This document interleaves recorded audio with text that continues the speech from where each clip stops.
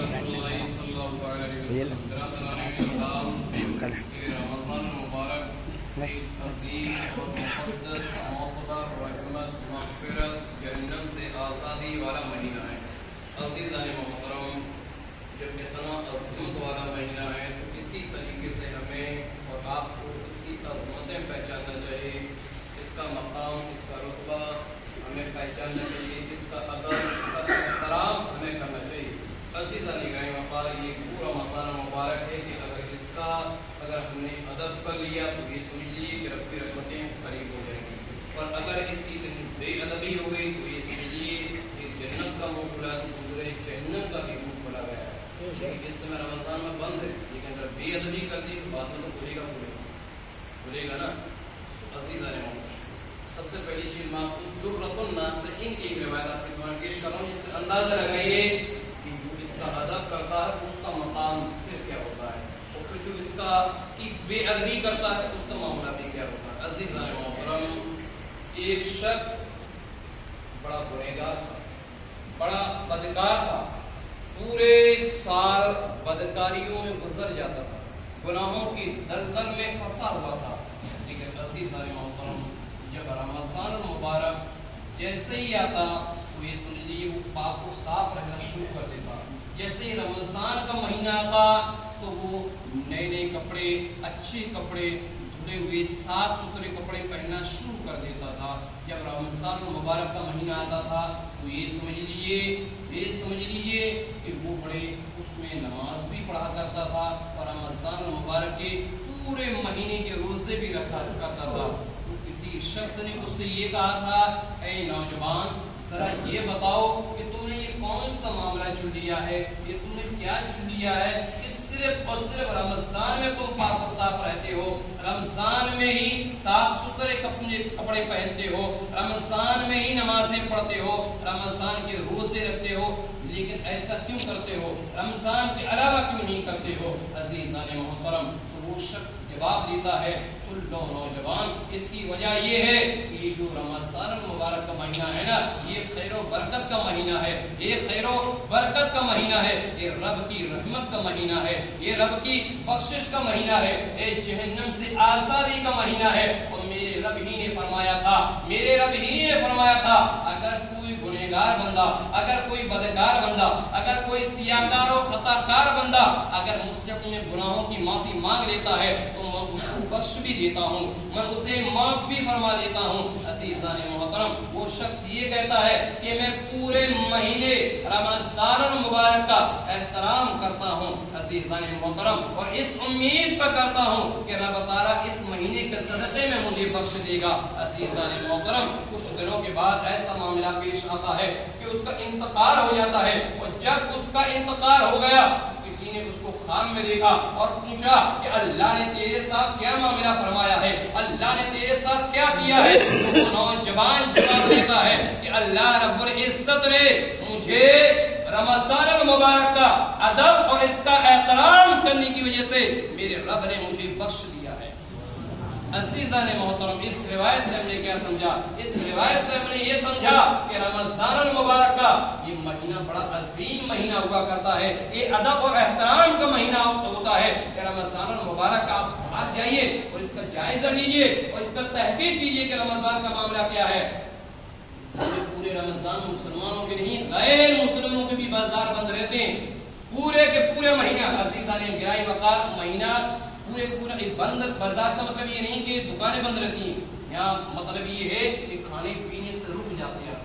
پورے کے پورے مہینے سرے عام غیر اپنے غیر بھی بند کر دیتے ہیں. عزیزان محترم، اس لیے رمضان کا مقام سب جانتے ہیں، وہ لوگ سب جانتے ہیں کہ یہ رمضان یہ پاکیزہ مہینہ ہے، اس میں مسلمان روزے رکھتے ہیں، اس میں سرے عام کھانا نہیں چاہیے، اس میں سرے عام ہمیں پینا نہیں چاہیے، اس میں سرے عام ہمیں گناہ نہیں کرنا چاہیے. عزیزان محترم، اسی درۃ الناصحین کی ایک روایت اور ملتی ہے کہ ایک مجوسی تھا اور اس کا ایک لڑکا تھا. وہی لڑکا اپنے مجوسی باپ کے ساتھ بازار کے اندر نکل جاتا ہے، اور جب بازار کے اندر نکل جاتا ہے تو اس کے بعد کیا ہوتا ہے؟ مجوسی بھی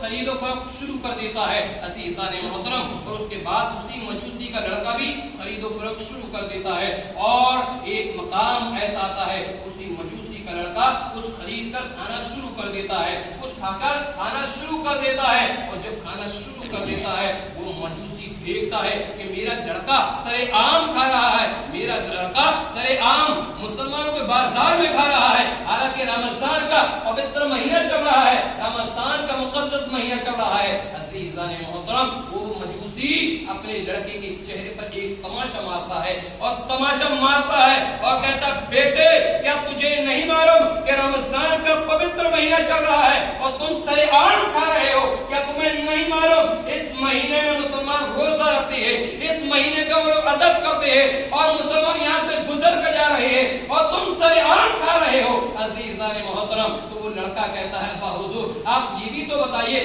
آپ بھی تو کھانا کھاتے ہو، آپ بھی تو کھانا کھاتے ہو۔ عزیزان محترم، وہ کہتا ہے آپ بھی تو کھانا کھاتے ہو، پھر آپ کیوں کھانا بند نہیں کرتے ہو؟ تو مجوسی کہتا بیٹے جب میں کھانا کھاتا ہوں، جب میں پانی پیتا ہوں تو گھر کے اندر پیتا ہوں، جب میں کھانا کھاتا ہوں تو گھر کے اندر کھاتا ہوں، سرے بازار میں کھانا نہیں کھاتا، سرے بازار میں پانی نہیں پیتا ہوں۔ عزیزان محترم، عزیزان محترم، کچھ دنوں کے بعد اس مجوسی کا انتقال ہو جاتا ہے، کچھ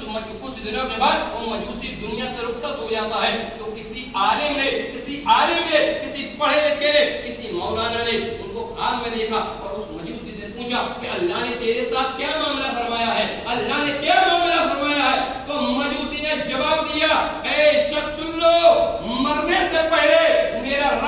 رب کا کرم میرے اوپر نازل ہوتا ہے، انتقال سے پہلے اللہ کا کرم میرے اوپر نازل ہوتا ہے، اور مرنے سے پہلے مجھے کلمہ طیبہ نصیب ہو جاتا ہے، اور اسی کلمہ طیبہ کی وجہ سے میں داخل اسلام ہو جاتا ہوں، اور میں جب داخل اسلام ہو جاتا ہوں تو رب تعالیٰ نے اسی نیکی کی وجہ سے جو میں نے بازار میں اپنے لڑکے کو مارا رمضان کی تعظیم کی وجہ سے، اللہ نے اس رمضان کے صدقے میں میری بخشش فرمائی۔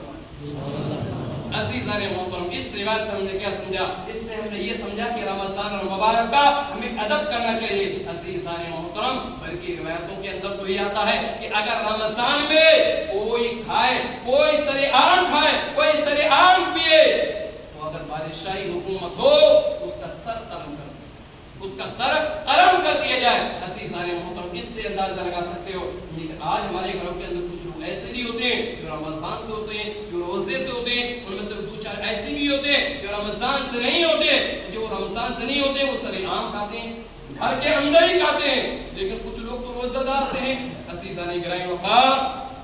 گھر کے اندر اگر کوئی بھی روزہ دار ہو، سب سے پہلے تو آپ بھی روزہ رکھیں۔ اگر کسی مجبوری کے تحت اگر آپ روزہ نہیں رکھتے ہو تو آپ ایسی جگہ کھاؤ کہ کسی رمضان والے، کسی روزہ والے کی نظر آپ پر نہ پڑ سکے، کیونکہ اگر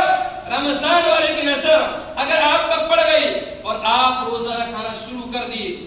اور نظر پڑتی رہی تو ہو سکتا ہے کہ ایسا نہ ہو کہ رب کا غضب ہمارے اوپر نازل ہو۔ عزیزان محترم، کبھی بھی کسی بھی روزہ والے کے پاس، نہ تو گھر کے اندر نہ بازار کے اندر، کبھی بھی ہرگز سرے عام ہمیں کھانا اور پینا نہیں چاہیے۔ دوسری چیز یہ کہ میں اپنے بھائیوں سے بھی گزارش کروں گا، جو لوگ بازار میں جاتے ہیں، جو لوگ بازار میں جاتے ہیں، چاہے صبح سے شام تک جائیں، جب تک روزے کا ٹائم ٹیبل ہے، جب تک رمضان چل رہا ہے، یعنی صبح سے لے کر شام تک، اس وقت تک بازار کے اندر نہ تو کبھی کھائیے گا اور نہ پیجیے گا۔ جب آپ بھی ایسا کرو گے تو دوسرے لوگ اس سے کیا نصیحت حاصل کریں گے؟ اللہ کی بارگاہ میں دعا ہے رب تعالیٰ ہم تمام کو رمضان مبارک